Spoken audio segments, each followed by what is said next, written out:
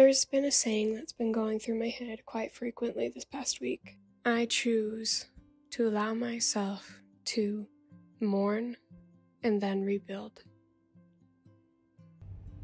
I think there's something powerful in taking control over not only your emotions, but your life in a way. Even when things don't work out and everything seems to fall apart, there's a sort of freedom when you decide that you get to choose how you feel. I've realized in the past little bit, as plans that I've made and hoped for and prayed for and really put everything into have fallen apart, that not everything has to be the way you want.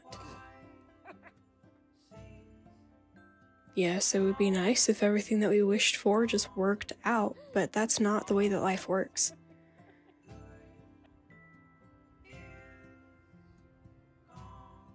After having a mental breakdown when something that I had planned for and hoped for and prayed for fell through, I was talking to my mom, and she reminded me of what I originally wanted to do, which was travel. I've always wanted to travel. I've always wanted to learn languages and cultures and be immersed in those beautiful, beautiful stories that have grown through history. So I keep myself from that. I can always take singing lessons wherever I am. I can always go to therapy.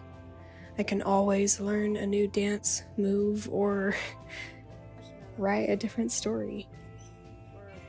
I don't have to be in one certain place studying one certain thing to be accomplished in the ways that I find important. And you know what? I think that's the truest statement that I've heard in a while. So even though I've mourned and I'm still occasionally mourning the loss of a dream that I thought was my final dream, I've learned that there's so much more for me to accomplish and so much more for me to hope for. The thing is, I'm the most important person in my life, and I need to make that evident, and I've been playing around with that idea as if it weren't true.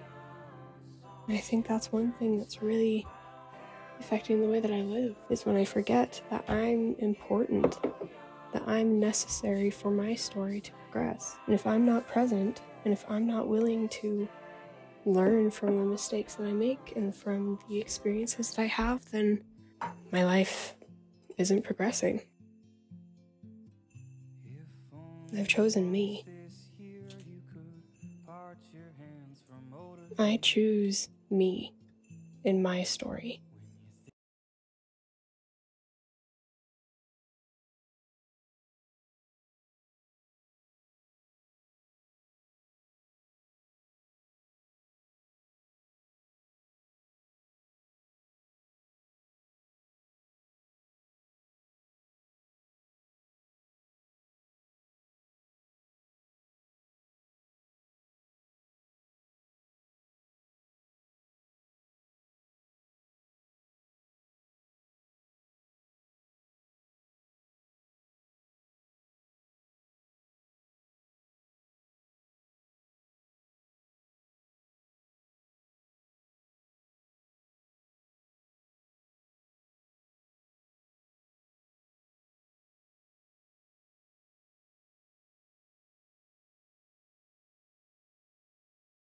So even on days like today, when I have to call into work and when I have to